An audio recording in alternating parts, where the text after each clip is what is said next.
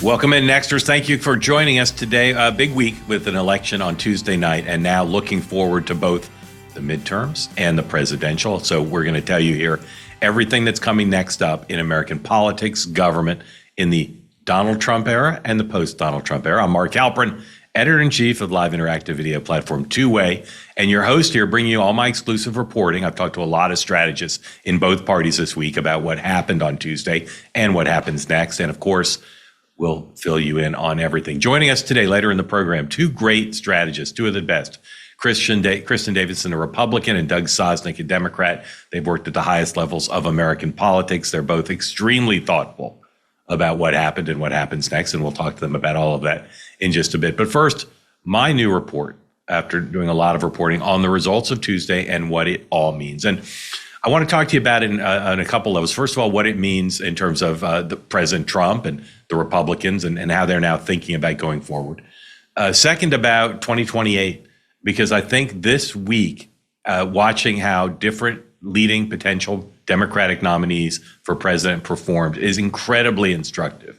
The most instructive moment we've had, because so many of the leading possibilities were out and about, either participating directly, like Gavin Newsom in California, or commenting on what happened.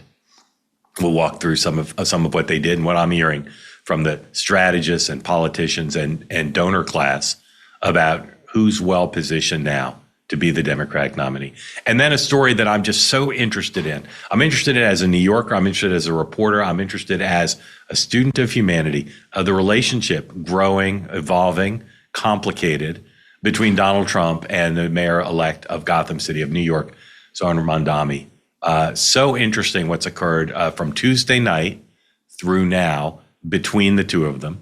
Not directly, they haven't met, they haven't spoken according to both men, but they're both talking about the other guy in ways that I find super interesting and super instructive. It's not just a great human story, but it's about the relationship between the president and his hometown.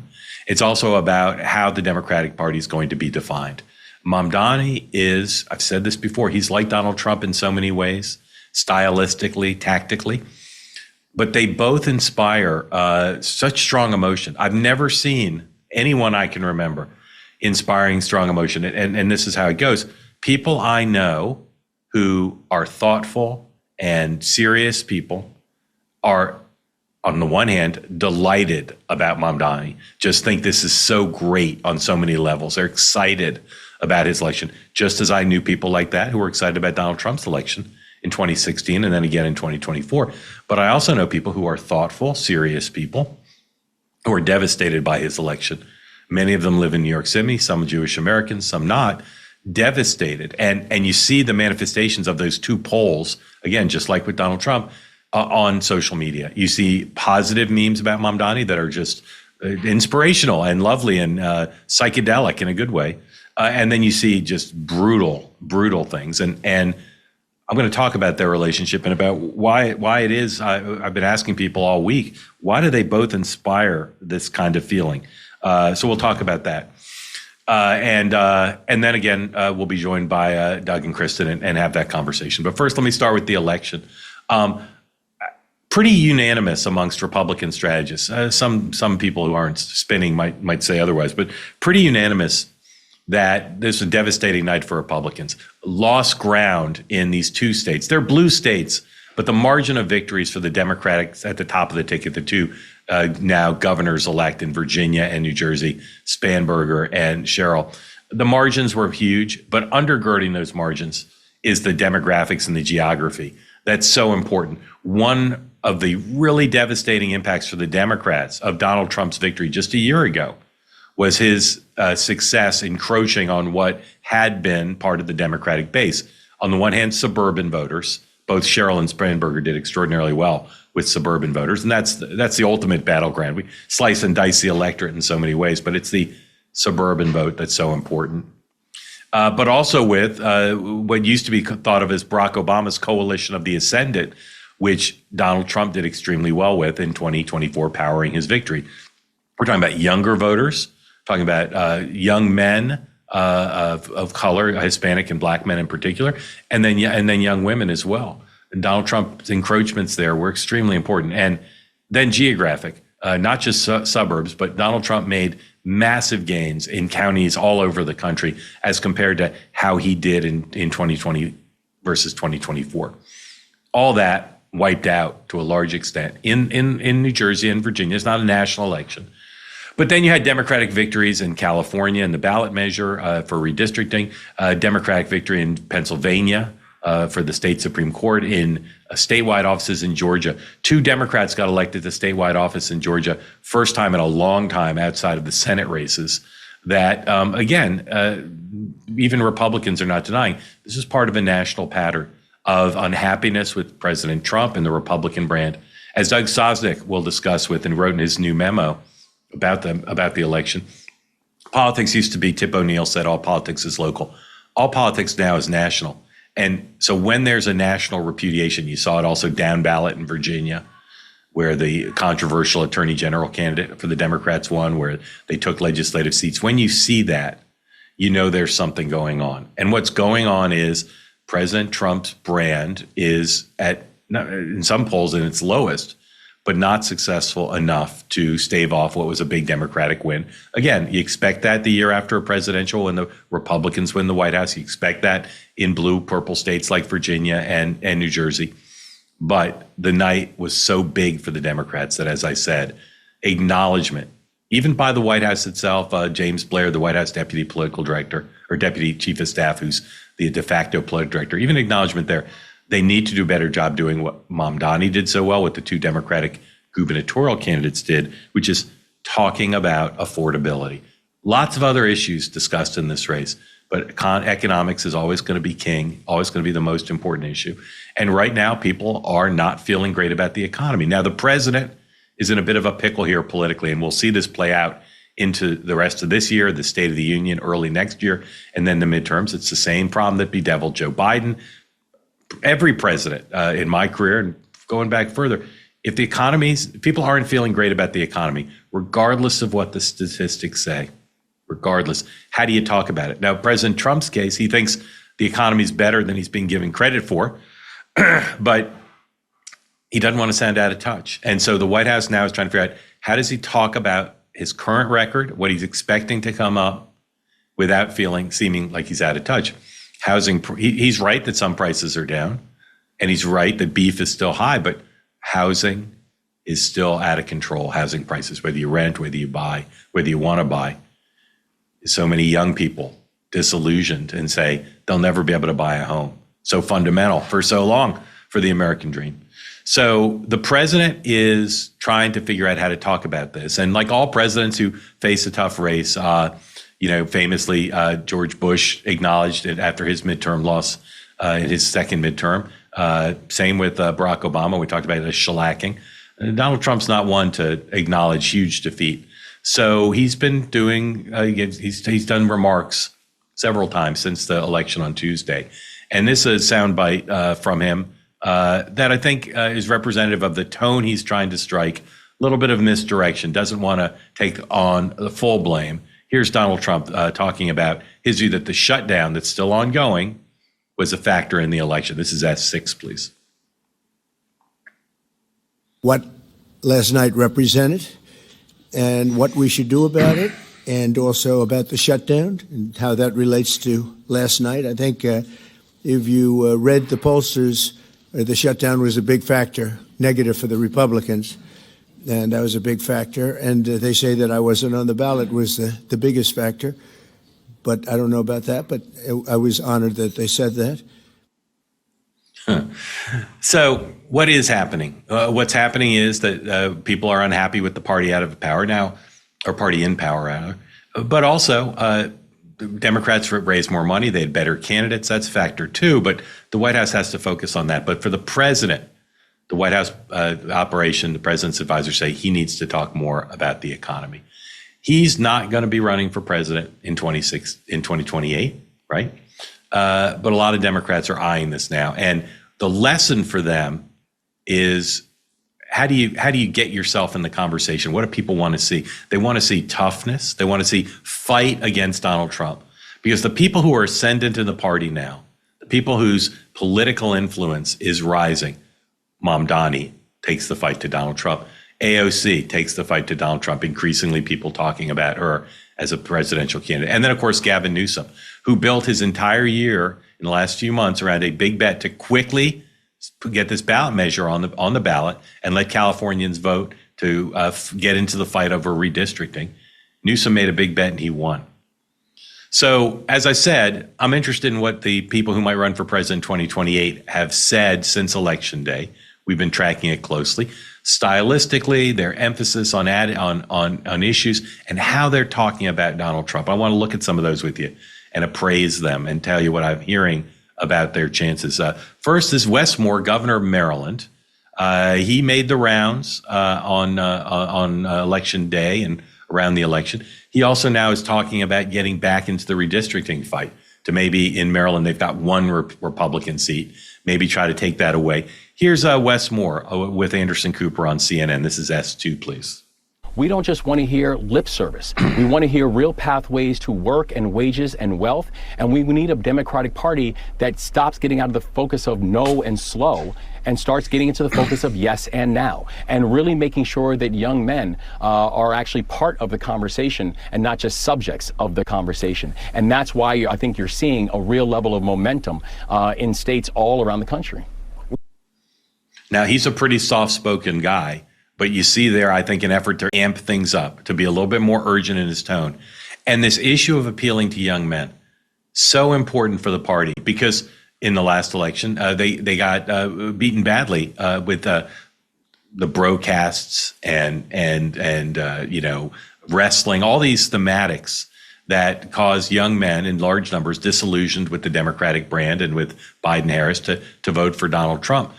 Wes Moore's a young man, relatively young man for politics. He's talking about it, but does he have the capacity to appeal there? Now, on the other hand, the Republicans have a problem with young women. Both the Democratic gubernatorial candidates, Cheryl and in Virginia, they both did incredibly well with young women. I mean, like staggering well, like 70% well. So Democrats need to figure out how to keep that going for 2026 and 2028. But Wes Moore putting his finger on there. I think that we'll see if he runs. He says he's not going to, but most people I talked to this week say, yeah, he's out there. He wants to run. And Wes Moore is drawing the attention of some folks who say he's the one. He's the choice. A lot of donors are interested in Wes Moore. Another person who's out there this week who's gotten more attention in my world from particularly the donor community is someone who was a hot prospect before, Governor Shapiro of Pennsylvania. He came out on election night, touted very much the victory that they had. The way the Supreme Court works there had to be a vote to say, do you want to retain these three liberal Democratic Supreme Court justices in the state for another term? They all won. They all were renewed for another term. And Shapiro was out talking about that. He's also done a lot of media. And again, like Wes Moore, stylistically, he's not a pugnacious guy. He's not a fighter. He's not the kind of guy to sort of talk trash about Donald Trump. But like Wes Moore, seems to be pretty clear in his media appearances, Shapiro's trying to step it up. He's trying to be in the game, which is right now, I'd say, close to the only game in town. You got to be in Donald Trump's grill. Here's Shapiro this week after the election from Morning Joe. This is S15, please. I think it's going to be on governors and attorneys general to ensure that when voters go to the polls, that the will of the people will be respected. I'm confident in our abilities to stand up to Donald Trump, stand up for the rule of law, but make no mistake, he's coming for your freedoms. He is coming to undermine our democracy. He's made no bones about the fact that he wants to rig the process going forward, and we have to stand tall. I think we can do that. We can both deliver for the people we serve and protect our democracy. All right. Again, very similar to Moore. Mild-mannered by inclination, pretty conciliatory by inclination, but clearly trying to be in that sweepstakes to say, I can take it to Donald Trump. We'll see. Those guys right now, I grouped them together because they'll need to build an apparatus. They'll need to build up their team. They'll need to build up their travel. They'll need to really take some steps beyond being in the anti-Trump sweepstakes if they want to be serious candidates. Two other guys talked this week. I consider them to be kind of in the insider category. Put Moore and Shapiro in the donor favorite governor category. These are two guys who aren't governors. They aren't in elective office right now, so they don't have that built-in platform.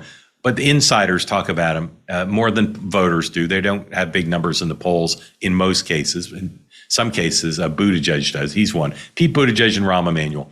These guys are very sharp. They're very good politicians. They could be and have been campaign managers. They know how to run things in terms of the nitty-gritty of politics, both media savvy and both willing to go out there and mix it up with Trump. But again, more pugnacious than Moore and Shapiro. But they're trying to figure out where's their lane. Both more interested in policy than most people who run for president. First, here's Pete Buttigieg being a little feisty. You'll hear here. S5, Pete Buttigieg talking about the election results on a social media post.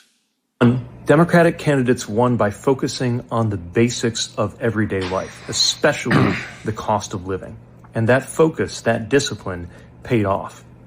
Secondly, there is clearly a stink to being associated with Donald Trump, something that Republicans in office need to think about when they're deciding whether to rubber stamp his destructive actions in the months ahead. This is going to be a huge issue for the midterms. Donald Trump did not campaign in Virginia or in New Jersey for these folks. He did some teletown hall stuff, but he didn't go in person. And now we're waiting to see what he does in the midterms. And Buttigieg, very aggressive there, using the word stink, saying, Trump is going to be an albatross. We'll see. Buttigieg is interesting. He can raise some money. But that tone comes very natural to him, more than the other two, I'd say. But let's see how he steps it up. And then Rahm Emanuel, former mayor of Chicago, former congressman, former Obama White House chief of staff, former ambassador to Japan, still remains an insider candidate. Unlike Buttigieg, who did well in a recent New Hampshire poll, Emanuel is not showing up in the polls. But insiders talk about him. He's a CNN political analyst, so he's got a regular perch there. And he's trying to figure out whether he can be seen as a credible candidate, as a strong candidate, even though he's not well known, even though, again, he's more of an insider than a national figure. Here's Rahm Emanuel on CNN talking about the election results and Mamdani. S11, please. Everywhere you're going, Democrats are outperforming in that area. So do I get what the White House wants to do in the sense of making Mamdani the face of the party? But this is because when they look in the mirror, it's a repudiation of the precedent. That's what they're trying to avoid the story to be. All right. So I put those guys in the category of they got to figure out where's their lane, but they're both going to be willing to go hard after Trump. I don't think either of them feels any restraint. Okay. Now, the two hottest candidates of the week, the two people who this election on Tuesday most elevated in terms of political momentum are AOC, Alexandria Ocasio-Cortez, Congresswoman here in New York City, and Gavin Newsom, 3,000 miles apart, not typically thought of as being part of the same wing of the party, but they are now the resistance par excellence. They are now associated with an election that Democrats say, spring in our step, ability to raise money, get volunteers, show we can take it to Donald Trump. AOC did that by being a huge backer of Mamdani and a huge spokesperson now for what is going to be a massive theme in 2028 for the Democrats, which is turn the page. Do you want a candidate who's older and has been around and a traditional politician, or do you want someone younger? I have not been as someone who's seen AOC's time as 2028 as much as some, but I was super impressed with her appearances this week. She made the rounds on cable news on election night, and she is talking about the new generation of leadership, not just in the context of Mamdani, but in general, with a clear eye, if not for herself, for the party on 2028. Here she is on CNN, also on election night. That the Democratic Party cannot last much longer by denying the future, by trying to undercut our young, by trying to undercut a next generation of diverse and upcoming Democrats that have the parties, the actual party, our actual electorate and voters support. I'm going to be super interesting to see how she conducts herself now in the context of New York City and in the context of 2028 or 2026 rather. There's other folks we've seen so far. They'll be welcome to raise money for people, to go to fundraisers. They'll be welcome to campaign for a lot of candidates in 2026. will she be campaigning for folks? And will she be campaigning only for folks on the left of the party? Or will people want her in who are more moderate? And will she use her capacity to raise money online for other people in 2026? If she sends out a fundraising email for a House candidate or a Senate candidate and it brings in serious money, that'll be a sign to folks that she's potent, because that fundraising is not just the cash dollars that go into the accounts. It's grassroots. It's the ability to mobilize people. And that is an extremely important part of this factor. And obviously, she's not at all shy about taking it to President Trump. The big winner of the week, though, for 2028 is Gavin Newsom, who has built up, he took this big risk. Could he pass this ballot measure on short notice? Raised a lot of money, built up his fundraising list. He now has an incredibly oppressive ability to go online using his social media game, which he's been at for longer than almost anybody in politics saw early on, the power of social media to organize and inspire, raise money, get their email addresses, their phone numbers. And he had a big victory, and he's come out and he's found his voice, I think. He's always been an underrated communicator. But for the Democratic Party now, he's found his voice as the person who's looking to beat Donald Trump on immigration, on redistricting, on any fight he can have. Listen to a couple things. This is him after the victory of Proposition 50 on redistricting from election night. This is S9, please. Instead of agonizing over the state of our nation, we organized in an unprecedented way in a 90-day sprint. People from all over the United States of America contributed their voices and their support for this initiative. We stood tall and we stood firm in response to Donald Trump's recklessness. I mean, it sounds like he's a presidential candidate, right? He's saying we need to organize as a party and as a country against Donald Trump. That's the message the party wants to hear now. That's the message that fueled so much of their success on Tuesday night. Here's one more soundbite from Newsom from his celebration after the ballot measure passed. This is S10, please. Let me underscore, it's been a good evening for everybody, not just the Democratic Party. But what a night for the Democratic Party. A party that is in its ascendancy. A party that's on its toes, no longer on its heels. From coast to coast, sea to shining sea. So we'll see. As Spanberger and Sherrill, the gubernatorial winners, they're going to be in the discussion about potential presidential or vice presidential slots in 2028. And Mamdani, we'll talk about him in a moment. He'll be discussed. But right now, Newsom has done an extraordinarily important thing. He's become the embodiment for a lot of Democrats, not just in California, but around the country, of someone who is in sync with the mood of the party and taking advantage of what happened on Tuesday. Because again, even my Republican sources will tell you, this was a shot in the arm for Democrats. This was a moment, their best moment since Donald Trump's reelection a year ago, their best moment to say, we can turn this thing around. We can become a party that's not demoralized. We can become a party that can face down Donald Trump. And we can become a party that has a vision for how to win the midterms and then how to win in 2028. Extremely important presidential election for the Democratic Party, not wanting the Republicans to get another term because of what it would say about a validation of Donald Trump's presidency. And Newsom's become the embodiment of that from a thematic point of view, from a narrative point of view. Incredibly important week for him. If he decides to run, as you know, I'm still a little skeptical he'll go into the race and stay in it. But if he does, he's got fundraising capacity, social media game, a team around him that's actually very experienced, maybe significantly better in terms of experience and size and trust in him than any of the other people we've talked about here have. Most of them have smaller teams and less experienced teams. And then finally, he's comfortable now, even on the West Coast where it's harder to get more coverage. He's comfortable getting media coverage. He knows how to do it. He gets enough to stay in the game, and that positions him very well.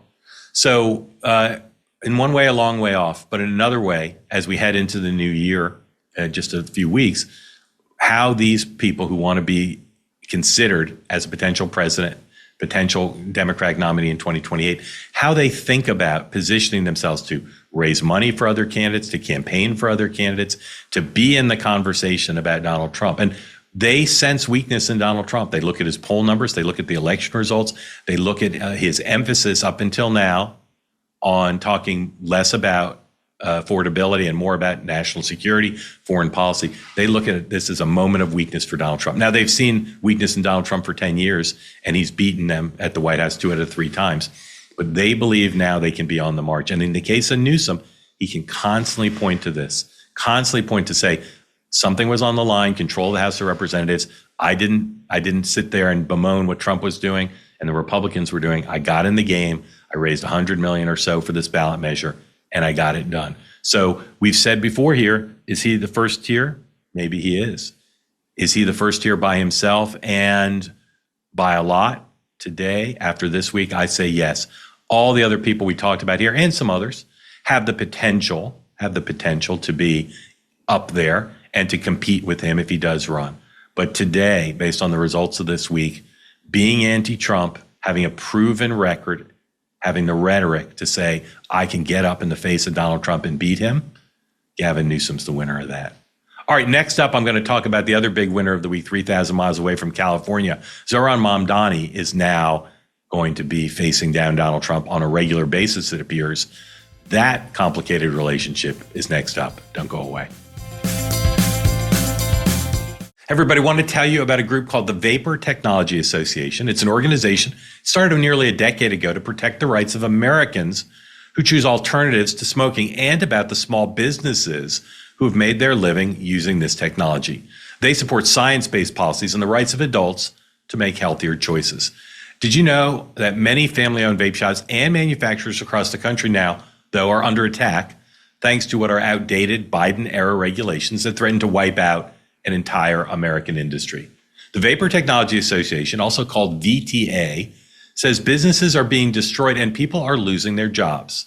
But the VTA says now President Trump has a clear opportunity to change all this and to protect Americans' right to make their own choices and to defend small businesses and restore a free and fair marketplace.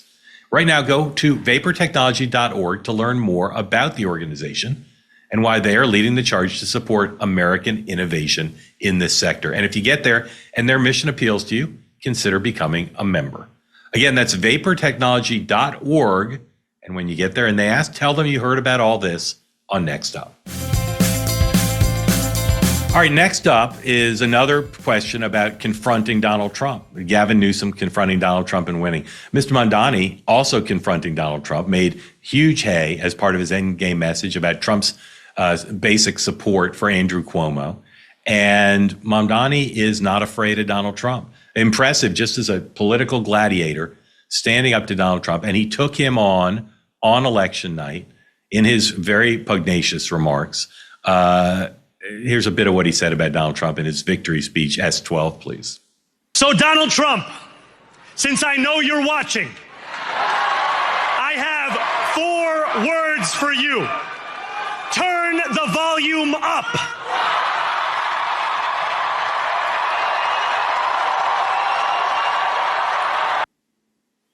Now, the president was watching, according to the White House, and he's been talking in interviews and other comments about Mamdani since Election Day. What's been fascinating to me is while both of them have said things that are pretty confrontational, they both have also had moments of calm and graciousness about the other one. Pretty surprising in the context of, again, the currency in the party now. But Mamdani must know and should know that he's going to need Trump. Trump's threatening to cut off aid of all sorts to New York City, but it's also in the context of doing the big job he's about to do, being at daily war with Donald Trump may not seem ideal to him. So listen to a little bit. Election night is very confrontational. Here he is being less confrontational. This is Mamdani speaking not Election Day, but the day after. This is S14, please. Tools that have been proven to protect those same New Yorkers. And I will not mince my words when it comes to President Trump. I will continue to describe his actions as they are, and I will also always do so while leaving a door open to have that conversation, because it cannot be understood as if it is an argument between 2 individuals. I am looking to lead this entire city, and everything that I do must be to the benefit of this city, and I look forward to delivering for that same city. So that's pretty conciliatory, right? It's pretty conciliatory. Now, Trump also has been hot and cold. Sometimes he's been conciliatory and sometimes less so. Here he is reaching out a bit in interview with Bret Baier. Well, I should say, in this soundbite, he's reaching out maybe a tiny bit. Bret is asking him, should you call Mamdani? Should maybe congratulate him, maybe reach out. That's something a president might do under some circumstances. Trump, maybe halfway. Listen to this. This is S1, please. Did you see reaching out to him? I would say he should reach out to us, really. I think he should reach out. Right. I'm here. We'll see what happens, but I would think that it would be more appropriate for him to reach out to us. Now, he didn't say, when Bret says, should you reach out to him, he didn't say, would I call a communist? Would I call someone who's going to destroy the city? He didn't. So I consider that to be pretty conciliatory. And then another moment, the president, since Election Day, said he hopes the city succeeds. And he said, now, maybe I don't care if Mamdani succeeds, but I want the city to succeed. I am fascinated about where this is going. It's going to be no doubt that unless Mamdani is a huge success right off the bat, and maybe he will be, I hope he is for the sake of the city, you're going to hear Democrats, or Republicans rather, including the president and his team, refer to him as a communist and as ruining the city. But at the same time, just as Mamdani needs Trump, he needs federal aid, and he needs not to be at war with the president on a daily basis. Trump cares a lot about New York City. In part because he's from here and he's got pride in the city and would hate to see the city ruined. But he also has a lot of financial interests here, and he has a lot of financial interests amongst his friends in New York City. They own real estate, they own businesses, they send their kids to school here. Trump doesn't want New York to fail, even if there'd be a political gain there. And he knows that you got to make accommodations. I know Trump well enough to know that he'd like there to be a good outcome. Mamdani is a mystery to me, and as I said in the beginning, I know people who are terrified of him. They don't just think he's going to be a bad mayor; they're terrified of him. Some of it's about Israel and about Jews, but some of it is socialism. And I think Trump wants to see what happens. Trump loves a great story. Trump loves interesting human arcs. And this is a great story. It's a great story for journalists. And in that sense, Trump has the sensibility of a journalist. Like, how's this guy going to do? How's he going to govern? How much social media is he going to do? Who's he going to hire? What kind of presence will he be in the city? What will he do on national security issues, which is a huge billion-dollar budget in this city? Trump and Mamdani are on a path to something. They're going to have a relationship. I think after watching it from election night forward, despite harsh words from both men, I'm focused more on the conciliatory language. I'm focused more on the reality that Trump, despite what he said, and during the end of the election, he's got a stake. He's got a stake in Mamdani being a successful mayor. And Mamdani, despite his confrontation with Trump throughout the campaign and on election night, he's got a stake in getting help from the federal government.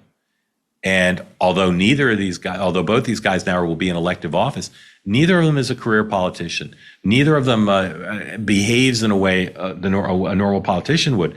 But both of them now have a stake in a good relationship. They have a motivation to have a working relationship. They also have a motivation to use the other one as a foil. For Mamdani, the energy in the Democratic Party, as we said last block, is about confronting Trump. For Trump, having the ability to say, forget everything that happened in the 2025 election, just focus on the fact that the face of the Democratic Party is about being a communist, right? So it's a paradox. They both have a stake in demonizing the other one. They both have a clear political advantage in demonizing the other one. And yet they both have a stake in getting along. They both have a stake in that. And I talked to a bunch of people around both men about this. And it's interesting because some people see both needs, but a lot of the people I talked to said, oh no, it's all about confrontation. And it wasn't necessarily that they were the ideological ones. They just think the confrontation side of the ledger for both men is so much more important, so much more valuable. Trump always needs a villain. Trump always needs a foe. He always needs some sort of a person to play off of. And for Mamdani, he needs to be the resistance. He needs to have the energy that he harnessed during the campaign. So maybe those folks will be right. But I also talked to folks who inform my view, and as do their public statements. they have a stake, they have an incentive to get along as well. Now, Trump doesn't live here, but he comes here. The orchestration of their first meeting, my spidey sense says, no one's told me this, my spidey sense says their first meeting could happen sooner than we think, and that first meeting could be conciliatory. Trump respects game. Trump respects people who succeed. And take away Mamdani's rhetoric about Trump, take away his left positions, take away his inexperience as a negative. What a story. Just as a journalist, as I said, what a story that this guy is now going to be the mayor of New York City when not that long ago, I hadn't heard of him. I cover politics for a living. I hadn't heard of him. Wasn't taken seriously in the primary, becomes a Democratic nominee, and then the billionaires line up against him. The political establishment lines up against him. Chuck Schumer never endorsed him. Hakeem Jeffries endorsed him at the end. The two top Democratic leaders in Congress, both who live in New York City. And against all of that, he confidently won this race going away. Now, Jamie Dimon, head of JP Morgan Chase, one of the biggest, iconic business leaders in the country, he said very conciliatory things since Election Day. He says, want to help Mamdani succeed. Jamie Dimon just built a giant new office here in Manhattan. He's got thousands of employees in Manhattan. He doesn't want New York City to be hollowed out. Same with Bill Ackman, the billionaire investor who was as vocal about stopping Mamdani as anybody during the primary and then the general. Same thing. He went on Twitter and said, hey, let's try to get together. Those who worry that Mamdani is going to ruin New York or worry that he's going to, be a divisive force, they may be right. I wish I could say I know they won't, but they may be right. But watching how Trump treats him, particularly if he has success, and remember, politics is not a game. It's about governing. The guy takes office New Year's Day. That's when New York City mayors start their jobs. He takes office on New Year's Day. How's he going to do? How's he going to do when he's actually governing? How is he going to hire the best people? How is he going to keep the city safe? What happens when there's a first snowstorm, the first big crime that's committed? What if there's some big attack on New York City? Getting a budget, all these things. If he governs well and he's making the real lives of real people in New York City better, even if his policies are to the far left, I'll be curious to see how Donald Trump handles that, because Trump, as I said, he wants the city to succeed. He doesn't want his real estate, his friends' real estate, businesses, investments of all sorts. He doesn't want that to go down the drain. And to a large extent, that's now about Mamdani. So foils for sure, sparring partners for sure. No doubt that particularly on things like immigration, emotions will be raw. They'll both continue to be positive and negative memes about both men on social media.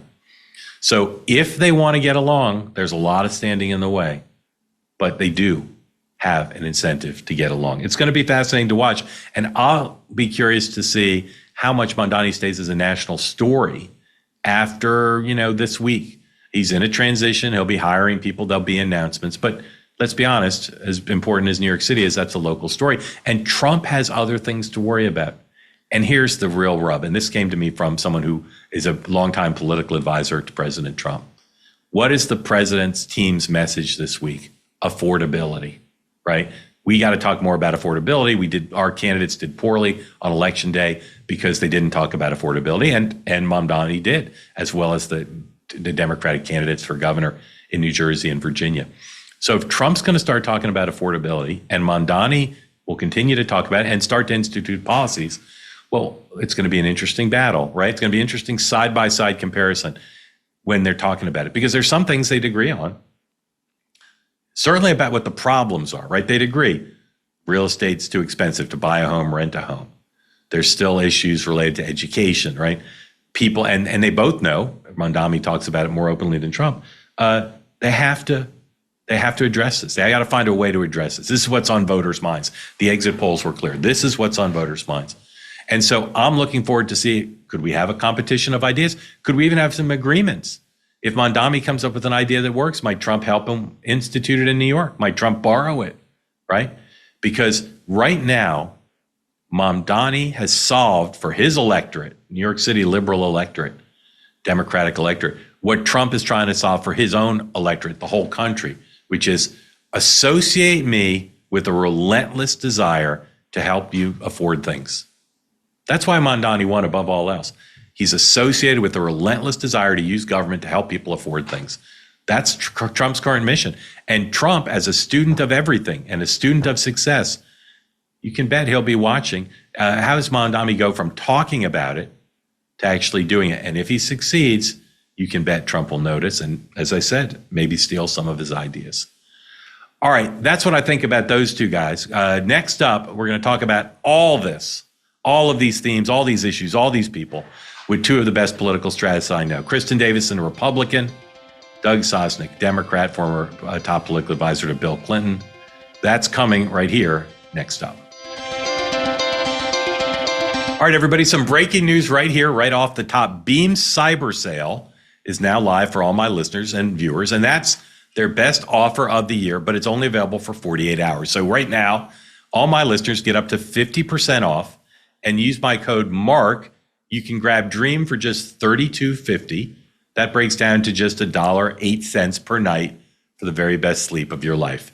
Go to shopbeam.com/Mark. Use my promo code MARK, and you won't miss out. This is the lowest price Dream has ever been sold anywhere, and it's likely to sell out quite quickly. So Dream is packed with ingredients your body actually needs to sleep. Reishi, magnesium, L-theanine, and apitogen. And yes, even melatonin, but dosed intelligently, not like the drugstore garbage that knocks you out and leaves you groggy. Go to shopbeam.com/Mark, use the code MARK, and get up to 50% off during Cyber Beam sale. You can grab Dream again for just $32.50. Here's the catch, though. It's only available now at that price until everything sells out. So seriously, think about it. How much would you pay for a truly great night of sleep? With Beam's cyber price, it's just $1.08 per night. Go to shopbeam.com/Mark and try Beam today. All right, next up and joining me now, two great political strategists. There's been a lot of political commentary, particularly if you got cable news between election night and now. And I won't say I haven't watched any of it, but none of it's as good as this because these two know more than most people you'll see on TV, or at least, let's say, at least as much. Kristin Davison, the Republican strategist, has worked with many folks, including Glenn Youngkin, the outgoing governor of Virginia, and Doug Sosnik also worked with many folks, including former President Clinton, for whom he's been a longtime political advisor. Grateful to you both for making time. Thank you for coming here. Thank you, Mark. Throw this out, Kristin, you first. What's the most important thing that happened on Tuesday night as it relates to the future of American politics and government? Single most important thing. Ooh, man, that's tough. Well, I mean, obviously having elections and changes of leadership in all these states, that's just historically and for the future of the country, great. But I think that today and the day after, everyone, both parties, we are all talking about focusing on making people's lives better in terms of cost of living, of prices, of how we help average Americans live better lives. I think that's a positive to come out of a win or a loss, because that's what we're talking about today. And that's what the majority of Americans are worried about. Doug, the White House Deputy Chief of Staff, effectively the political director, James Blair, said, our candidates made a big mistake. They talked about other issues rather than affordability of the economy. How could any candidate not know, any campaign not know that, of course, the exit polls, you don't need the exit polls to know, that's going to be the top issue for voters. How does that happen in a campaign? So first I want to answer your question and then I'll get to that. I think the single most important thing that happened Tuesday night was Democrats proved that they can win elections. Yep. And then, there's nothing that succeeds in politics like success. And I do think it was to some extent, at least on the Daily Chatter, a circuit breaker so that we're not just talking about the 2024 election now in the Democratic Party. In terms of your question, it's probably a little ironic that the Deputy Chief of Staff of the President of the United States would criticize the candidates on Tuesday night for not talking about the economy and affordability when the President of the United States, who has the biggest bully pulpit in the world, never talks about it.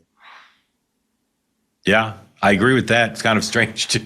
Maybe he was trying to send a message to his boss as well. Kristin, pick up on what Doug said about Tuesday. So there's no doubt that winning is great and it changes the storyline and it gives a shot of confidence. People all say there'll be more donations, more volunteers. The big donors will get off the sidelines. Candidate recruitment will be better. Does that all happen for a party after a night like Tuesday organically and naturally? Or is it incumbent now for the Democratic committees to actually start to try to prime the pump off of it? I think it's probably incumbent on the committees, but also the state leadership. So, we're talking about Congress and the Senate. There are a lot of gubernatorial races up next year. I think, leaders in each one of these states really need to step up and help recruit. One question I'd have for Doug, looking at the different candidate recruitment is so important. The Democrats at large, are you going to be recruiting more Abigail Spanbergers or more, Zohran Mamdanis? I mean, they're two very different. I mean, before going to the election, I know, Lissa Slotkin in Michigan basically said, that's good for New York, but don't try to tell me how to win here in Michigan. Is that going to be a problem for Democrats, or, is there a stream? Because that's the other problem too. Success sometimes has a lot of fathers. So you're going to have a lot of people in the Democrat Party saying, well, this was AOC's influence. No, this is the, resurgence of the blue dog Democrats. So how does that now work when everyone's really excited? Does it complicate that mission to recruit more, or is there a clear edict of where the party is going to go in that sense?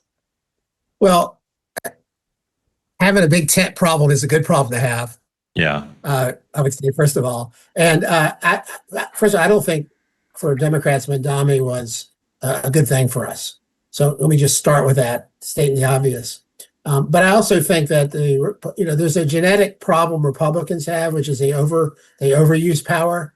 And there's a genetic problems Democrats have, which is we always underutilize power. And so I think the Republicans will put way too much focus on Mamdani. And because I think most people in America don't think New York applies to them, and it doesn't really affect their lives. Now, having said that, it's not a positive for Democrats to have a guy. Let me just say about him for a moment. There's a lot Democrats could learn from him, how he campaigned, his use of social media, his aggressiveness on that. I think he raised a lot of important issues.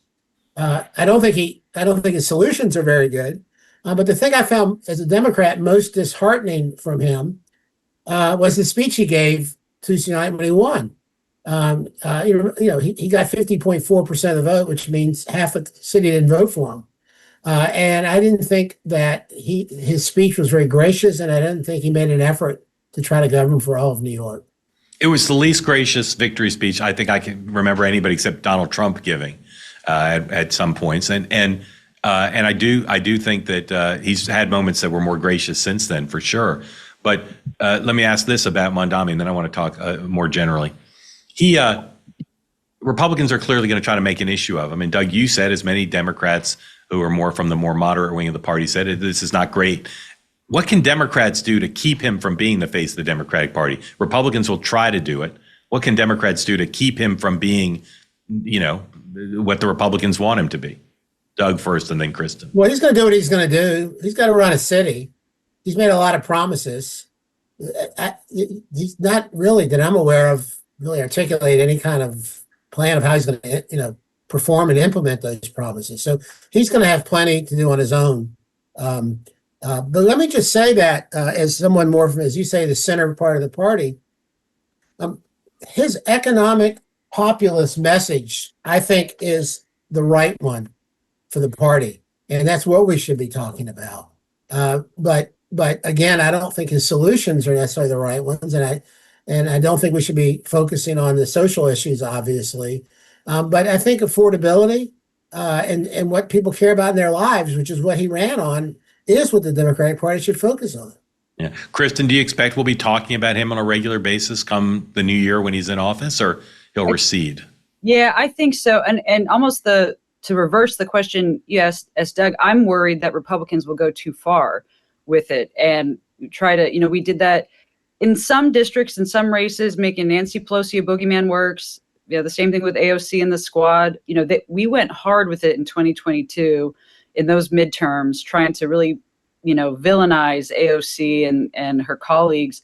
In some races it worked, but not in all. And so I fear that we're going to go a little too far and be, I would encourage my, Republican colleagues, let's not get lazy and just default onto making him an enemy. I mean, every district's going to be different. And I suspect if he starts out he'll be in still a campaign mindset. He won't do anything too drastic to mess up the party at large. But, to back up to your original question, when you talk about whether it's the parties or, who kind of drives this, on the Democrat side, I'm really going to be watching to see which potential 2028 candidate steps up. I mean, on election night on Tuesday, I thought Gavin's speech was probably one of the best, Gavin Newsom, out of anyone. I mean, he looked like a leader. So is he now going to go and use his resources and his efforts and start his own recruitment across the country, start his own, or is it going to be Josh Shapiro or AOC? See who on that side kind of emerges as being the party leader. The Democrats are going to have a moment now where if I'm, running Gavin Newsom's operation, I say, okay, let's go get our super PAC up and running. Let's go pick 20 candidates we're going to support in 2026, and let's go to the wall for them to make sure they're going to win. That's, I think, the dynamic that Democrats will have that Republicans won't necessarily have this time around. And it's going to be really interesting to watch because it's going to show where the Democrat Party is shifting in terms of where they're going to be both in 26 and then in 28. Well, I think increasingly civilians, normal people, when they see stuff like Republicans running ads against the mayor of New York, increasingly they have a little buzzer that goes off that says, oh, this is just politics. Yeah. This is a bunch of crap. And they tune it out. The other thing is, though, that I suspect that they're going to spend a lot of time using him next year because, first of all, Trump doesn't do anything but base-oriented messaging. And midterm elections are all about turning out your base. So I think they're going to find it irresistible to not make him a central issue to try to get their base out to vote. Yeah. Doug writes memos every few months that are singular in America because he brings all to bear all of his experience and clarity and fair-mindedness about where things stand and isn't afraid to write if the Democrats have a problem.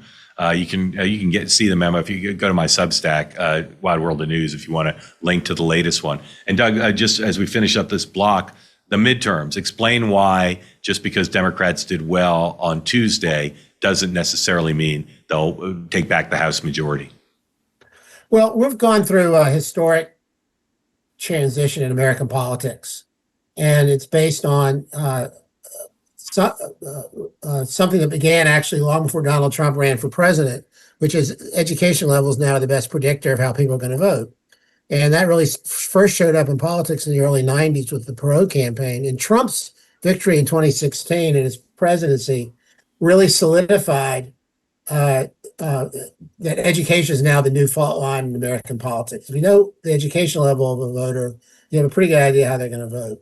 And so as a result of that, we go by historical standards of president's job approval and all these other kind of metrics to predict the outcome of the midterms next year, and they're no longer valid because of how politics has changed. And so they're only right now in the most recent Cook political report, there are only 37 House districts they consider competitive. 37 out of 435. So it means 90% of members of the House are more vulnerable to lose a primary than a general election. So where I'm most confident right now as a Democrat about the midterms next year is the political environment that we're going to be operating in. I think Trump will have the lowest job approval of any president in history. All the economic signs suggest to me that it's going to get worse in the next 11 months, not better. But the challenge for Democrats is how are we able to translate this great political environment to overcome the structural challenges we have right now to benefit politically. I mean, we have 35 Senate races up. The Republicans are defending 22 seats. But right now, there are only 6 races that are considered competitive because of how the education levels are driving the outcome. Just to give you one last quote, statistic, 80% of the counties in this country, the winning presidential candidate's margin in 2024 was more than 20 points.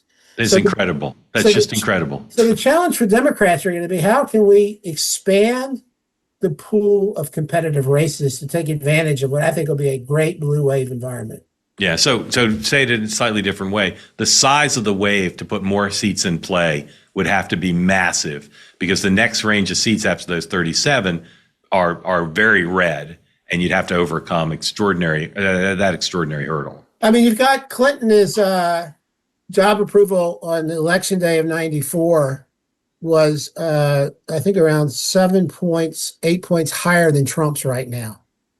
And the Republicans took back the Congress for the first time since the early 1950s, won 54 House seats. So if you just use that as a metric, and if Trump's job approval stays the same, then the Democrats should pick up 80 House seats. Right, but they'd have to win races in districts that are out of reach. Kristin, who's the favorite to win House control in November next year, or is it too soon to say? I think it's too soon to say. I think, the one point on presidential approval, I will say President Trump has pushed the norms of everything that we normally would talk about in terms of political, trends and history. His approval could be low, and I still don't think it necessarily translates, although sometimes it'll translate to a down ballot Republican and just not him. So we'll see how that goes. I think the shutdown is going to be extremely important, how this all wraps up and who is seen as being the problem solver. If somehow Republicans, we don't appear to be the ones who are the adults that come to the table and solve the problem and get everything back up and running and get costs down, then I think we really do risk, losing seats that we otherwise wouldn't have learned. The one thing from Tuesday that I thought was interesting and just not necessarily take too much out of it, a little bit of a caution, is that education break actually, the Democrats won a little bit more non-college educated than I think Harris had or Democrats had in the past. So this affordability issue that we are all talking about, we are all, focused on the cost of living, is, both parties are going to race here to make sure, either Republicans maintain it as the issue that we are more trusted on, or Democrats have an opportunity to drive a wedge to try to peel some of those working class voters back. I don't know if the Democrat candidates will be able to do it, but we'll see. We've only had 3 other off years, 1993, 2005, and I think 2009, where one party took Jersey and Virginia and then went on to go get the House. So we're kind of in very rare territory here. And, I would say that the shutdown and which party really holds on to that cost of living message will be the one to win next year. I just don't know which one that'll be.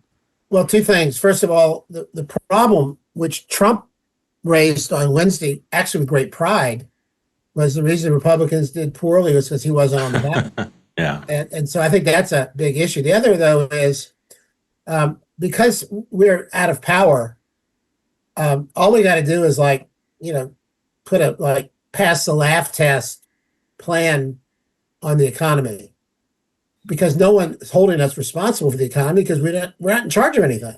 Right. So the Republicans are going to own the economy. And I think we're way past the point of this now. Remember, the Secretary of Treasury said this week that some sectors of our economy are already in recession. But we are now past the point where Trump can't blame Biden for the state of the economy.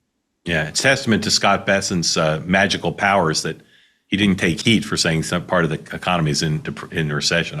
He's too big to fail now. He's like the lifeline they've got to Wall Street. And, if he went out, they'd be stuck with Letnick. And can you imagine what that would be like? Yeah, or a Democrat for some reason survive that. Democrats do risk, though, I will say, even though Republicans would own the economy, Democrats risk what they made the mistake in 24 of not paying enough attention to it. So that was one of Trump's most effective message, that, saying Harris cares about these culture wars. She doesn't care about your bank account. Democrats, especially with, when you get radical, very, very far left candidates, they risk talking about things that people don't care about. And I think we saw some of that on Tuesday in the opposite direction. But I mean, that's the Democrat risk, is that they don't give it enough attention and they get distracted by, their base issues. Well, you're right. But, politics is a lot like fashion. So whatever's hot, everyone wants it. And I don't think there's any Democrat in the world right now off of Tuesday's elections that thinks that they should talk about anything except about affordability. And for, 400 out of 435, 390 out of 435 House races, it doesn't matter who the candidates are. So the only candidates that matter are in these competitive seats. And for the most part, Democrats are not running far left candidates in these 10% of the districts that matter. Not so far. There's some primaries, but you're right, not so far. We're going to take a quick break. Next up, we're going to talk about what happens when Donald Trump is no longer the dominant figure in America. If that could someday happen, we'll see. That's next up. All right, listen up, everybody. Medicare annual enrollment is now here. and it's a big mess. Your mailbox is probably overflowing. Your phone's buzzing with a lot of those robocalls and annoying texts. It's all a bunch of chaos. But this is the one Medicare message right here you can't ignore. Now, here's the deal. Medicare plans change every year. If you're coasting on your current plan, 2026 could blindside you. Coverage you rely on could disappear. You need to stay ahead on all this stuff, of course. So that's where Chapter comes in, my trusted Medicare partner here at Next Up. Unlike those shady brokers, the ones who the Justice Department allegedly sued for chasing kickbacks, Chapter plays it straight. They're the only advisor scouring every plan in the country to ensure that you're not overpaying. On average, they save people who work with them $1,100 a year. Nobody wants to wade through all this mess by themselves. Chapter makes it simple, though, under 20 minutes to check your options. If your plan's still the best for 2026, they'll confirm that for you. But if there's a better deal, they'll help you make the switch. There's no pressure, no gimmicks, just clear and honest advice. This could be the most important call you make this year. Dial pound 250 and say Chapter Medicare to get peace of mind. Again, that's pound 250 and say Chapter Medicare. All right, back with Kristin and Doug. Doug's memo mentioned earlier, again, go to my Substack, Wide World of News. You can read the whole thing. It's essential if you want to understand the current moment and projecting forward. And Doug posits that something really smart, which is a tale of two parties. The Republican Party completely dominated by one personality, sets the tone, the message, everybody has to react to him. Raises the money. And then on the other side, we've never seen, in my memory at least, either party with lack of leaders. And I want to start with the Democratic leaders, Doug. Schumer and Jeffries. We don't know how the shutdown's going to end as we're sitting here talking right now, but what's the state of their place in the Democratic Party? In theory, they're kind of the titular leaders. What's the state of how they've come through the first almost a year now of the Trump term? Well, I think what Kristin raised earlier is the central point here, which is how does the shutdown, what's the end game on the shutdown? And from the Democrats' perspective, what do we get? What do we get out of all this? And that's going to be the yardstick of Schumer and Jeffries, leadership and grade. So it's an incomplete right now. But I think it's important also to understand what their role is and what their role isn't. As a congressional party, you have no leader. You can't nominate and run someone for president as a congressional party. So their job right now is to hold the party together. If you look at the Democratic terrible job of terrible favorability, a lot of it is disillusioned Democrats. So their job right now is to try to unify the party, try to have a coherent narrative that you stay with to define Trump and the Republicans. And the longer term goal is to try to make the brand itself less toxic so that when we have a campaign and a nominee, they're not lugging around all the dead weight that the Democratic Party currently has. Yeah. Kristin, the Schumer and Jeffries, do Republicans consider them formidable? No, I feel like their position is, if I'm a Democrat, it's do no harm. If I'm a Republican, neither of them have done it. They're just not strong leaders. And therefore, Nancy Pelosi was a strong leader, disagreed on everything she did, but she ruled with an iron fist. And so she was a perfect villain for Republicans. Neither Schumer or Jeffries really has that, not yet anyway, has not demonstrated that ability to lead and drive a caucus in that fashion. And so I don't think they're very threatening. We'll see if they can pull it together and come through the shutdown ahead of Republicans. Maybe that changes things. I still, I think most Americans would look at, if you see who's getting in a room to try to open the government back up, and you have Schumer, Jeffries, Johnson, Thune, and Trump, Trump's going to be the alpha in the room, who everyone is going to assume gets the deal done. It's just how he is. There's almost no way to compete with that. So I don't think Jeffries or Schumer really tries. What they need to do is try to keep everyone in line. And I think not overplay their shutdown hand, but try to emerge as, keeping their slight advantage on it. Whereas Republicans, I think we're in a good spot where we can use our alpha, in this case, President Trump, to emerge as the saviors who opened the government and got everything's moving again. if that happens.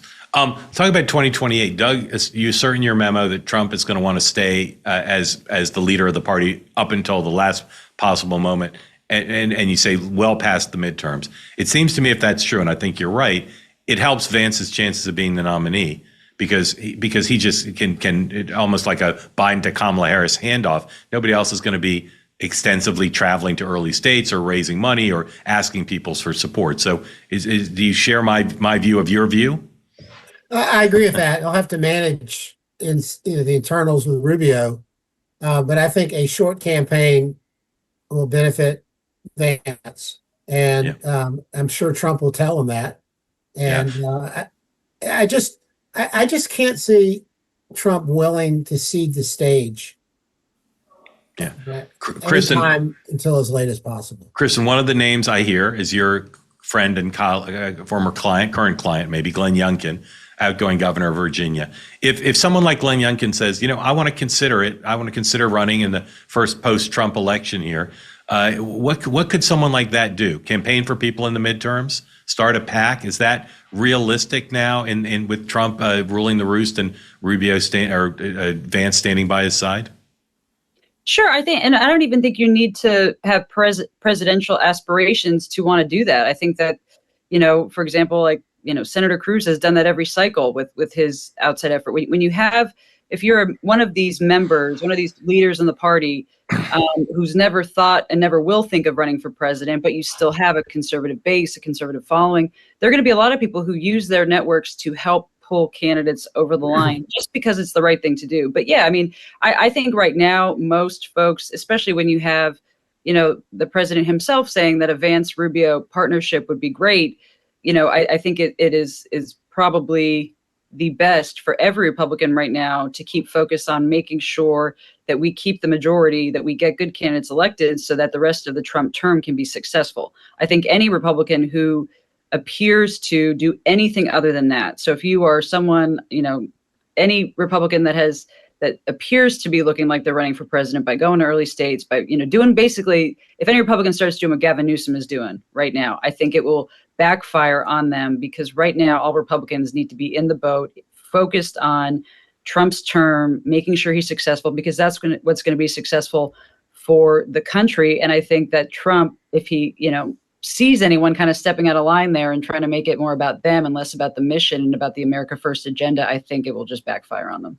And Mark, I don't know if you've paid attention to this, but Cruz is actually creating an intellectual architecture for a candidacy that no one else is doing right now as an alternative to Vance. And the other thing I'll say is I think Youngkin's as likely to be the Republican nominee for president as Michelle Obama is to be the Democratic nominee. Yeah, you mean ever or this time? Ever. Why is that?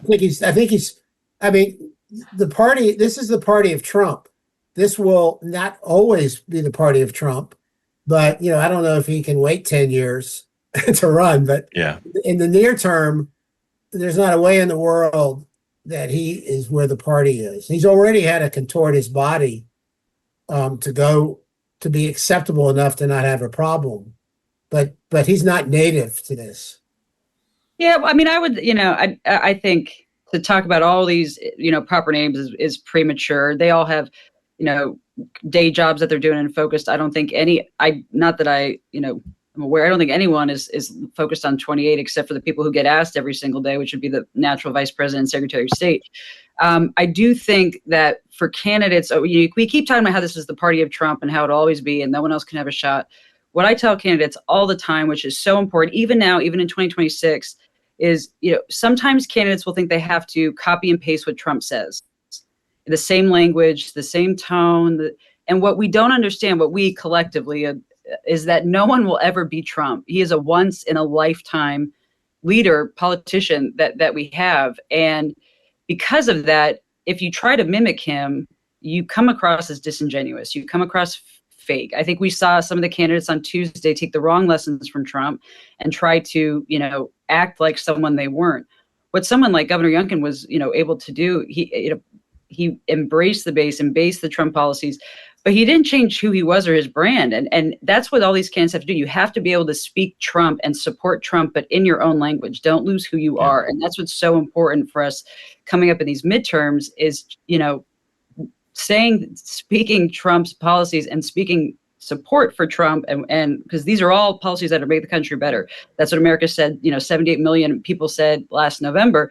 But to be able to, say that in your own words is going to be so important because voters can smell a fraud a mile away. Yeah, really That's smart. True, that's true. But the problem is, in a primary, isn't what you say.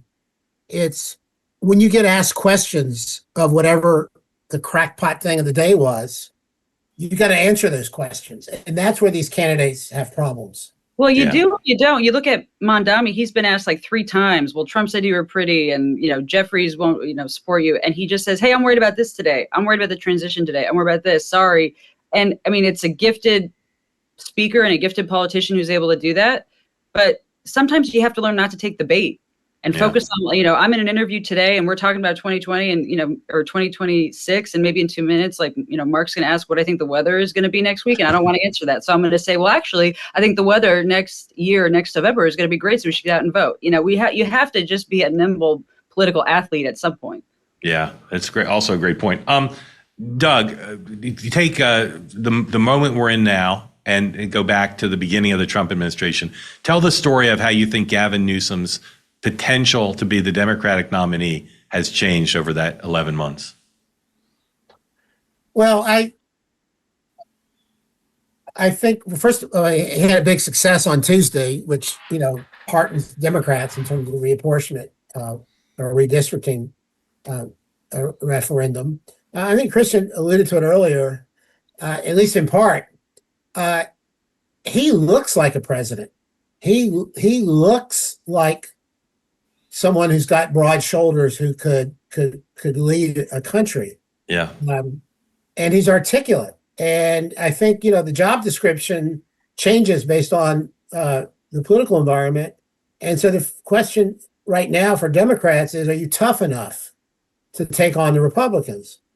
And he has demonstrated, strength. And I think that word strength was the single most important word that Trump used in 2016 to get elected.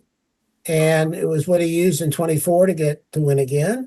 And so I think Newsom is demonstrating, beyond the fact he looks like he could be a president, that he's tough enough and strong enough. But having said all that, this is all tactical. This is all we're so far away from knowing what the country's going to look like. In the end of 2027, when you're thinking about who you want as the next president, that this stuff, I don't take a lot of stock in this stuff. I think what's most important for, if you take how someone gets elected president, there are 2 tests. One is, do you have a vision to lead the country and can you articulate it? And do people believe that what you said is authentic, to Kristin's point, and do they believe you're capable of actually implementing it? And then the second test is, do you have the temperament to take the pressure? So if you recall, Mark, and I mentioned this to you before, when Obama first announced and Clinton first announced, they were terrible candidates, but they learned and got better. And by, I think you probably were there in the end of 91, Clinton got his voice in a series of speeches. And I think in the October of 87, Obama's speech at the Iowa JJ, was where he got his voice. So the first, you have to figure out why you're running and what you're going to do, and that's what you should be figuring out now. Later on, you got to demonstrate you have the temperament. So I'm looking to see who's trying to come up with a vision for the future within the party and can articulate it. I think all this other stuff about tweeting this and whatever, it's just a sideshow. Yeah, but the strength thing, obviously, you don't get that many chances in the national stage at this point to show strength. Kristin, I'd just say on Newsom for a minute. Before the last couple weeks, every Republican I would talk to would say, oh my goodness, we couldn't be more lucky than to have Gavin Newsom be the Democratic nominee. And the last couple weeks, I've talked to some of your colleagues who said, well, he showed fortitude. He showed, Doug's word, strength. He showed the ability to build grassroots fundraising. Does he seem to you to be more formidable than he did at the beginning of the year as a potential general election candidate? 100%. And I was one of those people who months ago thought wouldn't he be a joy to run against? I think right now he's the most dangerous one. I think he has a maturity that AOC does not. I think he has an ability to, now, I know he's not being totally authentic when he changes his position on a number of things, but to the voter meeting him for the first time in South Carolina, probably won't know that. So I think he has an ability to adapt to the moment. And I think that he has, out of all the field right now, potential to, bridge together the extremes of the Democrat Party. Now, we'll see how he balances that base and moderate wing. It's not easy to do. I think so far he's been, out of all the field, the one to do it the most successfully. But yeah, I think right now he's the most dangerous Democrat, and we underestimate him at our peril. Doug, what do you think of that appraisal? I think it's pretty accurate. I just think we're so far away from, the election that I don't spend a lot of time focusing on it. Well, the only thing I take issue with in terms of not being too far ahead is everyone who ends up the nominee of both parties in my career. At this phase, you might not have looked at them and said, well, of course they're going to be the nominee, but you would look at them and say, well, that person's got some formidable stuff. That person has got a vision. That person has got the ability to build the apparatus, right? There's no one who's ever emerged from nowhere that you couldn't have said 3 years out, well, they could be. They've got something going on. Or do you disagree with that? Well, I'm old. I basically agree with your point. I know I'm older than you are, so I don't think Jimmy Carter passed that test. No, he didn't. But I'm talking about. I do Reagan forward. That's my standard. Yeah, Reagan forward. Well, even John Kerry, who might be the weak link in there, he'd been talked about as a potential president for a long time. He had a national feel for the country because of what he'd done. And I'd say the same thing about, McCain, and I'd say the same thing about, obviously the folks who won. Go ahead. I was just gonna say, if you're not being even mentioned or doing at least something that could lead to it, then you're not going to get off the block. I think people who haven't run for president yet or been involved in a presidential don't realize how massive an undertaking it is and how hard it is and how you have to get going. And you can't start that after 26. You have to. Yeah. I agree with that. Doug, is there anybody impressing you besides Newsom based on the 2025 as a potential presidential candidate? In the context of running for president, or just in general? No, but who might be the nominee in 28? Has anyone just done things that make you say, I need to pay more attention to that person because they do have a vision. They do have the right way to communicate it. Well, I don't think she's going to be president, and I think it would be a disaster if she ran. I think AOC has got the right stuff for that. She's articulate. She's smart. She could not do a single thing for a year and push a button today after the midterms and probably raise 10, 20, $30 million. Yeah. And she's compelling, and she's charismatic. I think it would be a disaster for the party because she's so well defined, but she's incredibly impressive. Yeah. Kristin, would she do you think she could grow into somebody the Republicans would think formidable, or is she is going to be in the category of that Doug puts her in, which is it'd be a gift if she were a gift to Republicans if she were the nominee? No, I think she could be formidable. In the same way that I think had Bernie been the nominee in 2016, we would have had a closer election. There are two different directions, and each of these states are different. Everyone wants to say, well, it's just a base election, and in that case, AOC probably, is very formidable. But in some of these states, you still have to persuade. And some of these, we saw just on Tuesday. On Tuesday was a failure, not just of base turnout, but of persuasion. And so, AOC, if she is the nominee, then there's no, that is a base election. And so we'll really buckle up and get people ready to go. I think she would have the money, she would have the ground support, she would have the baggage. I don't think she would be a gift to us. I still think she would be formidable, but at the end of the day, I think she has more issues than not. So I think she is beatable. And it's interesting, Mark, I don't know if you've been following her. She's trying to figure out how to tack a little more to the middle. Yeah. Without, getting any sort of citations from the left. Totally. She's left to the center, big tent, and speaking much more favorably about moderates in the party than she has. She's very, she's incredibly compelling. Yeah. Speaker. I think that her issue is going to be compared to Newsom, and it might just be, I'm not saying that she's, young or anything, well, younger, but there is just an emotional maturity she hasn't reached yet. And by what I mean by that is I think she can appeal to a certain group of the party or certain voters. But if she were to walk into a, I don't know, let's say Iowa or Pennsylvania. Send her to the state fair, Iowa State Fair. State fair to have a sit down conversation. I just don't know if people would truly believe that she understands the hardships they go through. I think Gavin could sit down at the state fair and someone would walk away from that saying, that guy understands my issue. He just listened to me talk about, my cattle farm issues and he gets it. I don't know if AOC yet has that ability. She doesn't come across that way. Maybe, she can develop it, but it's just, I think it's something that you get with time and some of it's natural talent. And right now I think she's a more online candidate in that sense, where she just doesn't have that connectivity to the people she's going to have to get to win.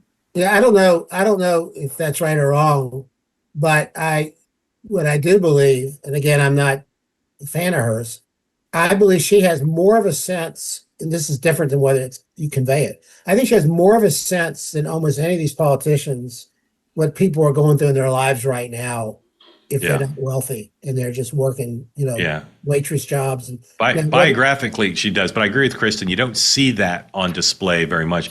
Doug, you've talked a couple times about her charisma. Is there someone in politics currently or in the past who you think has the same kind of charisma as she does? Just try to understand better what you're referring to. Well, I think charisma and connectivity. And I loathe Donald Trump, but for, in 2024, over half the country, or a majority of people who voted, he has that for people. And you've been around Trump more than most people covering him.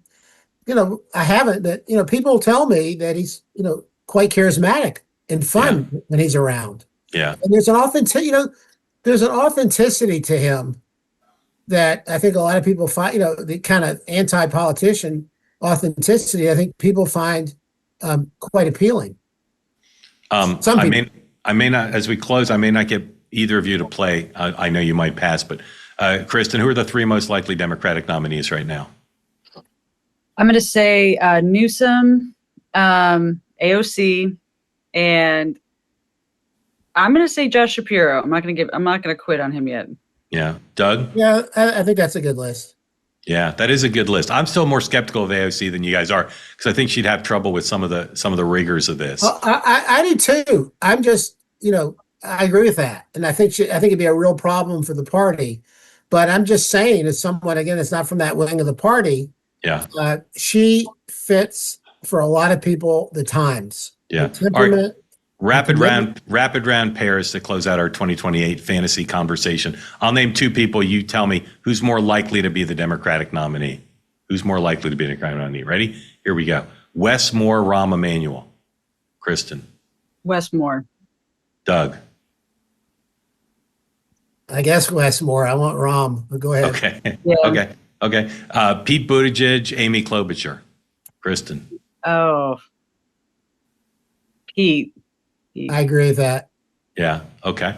Governor Pritzker or Governor Whitmer? Kristin. Whitmer. Doug. Pritzker. Yeah, Pritzker's rich, more likely to run too. Just on that, and I want to go. Whitmer has not shown that she's up to the moment. When she was in the Oval Office, and these are small tells. Totally agree with you. Totally agree. And I also don't think she's got the fire to do it. That's my sense from talking to people in Michigan. Very grateful to you both. Kristin Davison, Doug Sosnik, thank you for being here. Love having you on. And we'll save every bit of tape to show in a few weeks to see if it's all still true. Thank you both. Thank you, guys. All right, that's it for today's program. Very glad to have you all here, and very grateful again to our guests. Tell me what you thought about today's show. Send me an email at nextuphalperin@gmail.com. Find the program whenever you'd like to listen to it or see clips on X, Instagram, or TikTok, always at the handle at Next Up Halperin. And of course, the program's available as a podcast or on YouTube. If you want to watch it, go to youtube.com at Next Up Halperin or wherever you get your finer or less fine podcasts. I'm Mark Halperin. Thanks for watching. We'll see you next Tuesday to learn more about what's happening next up.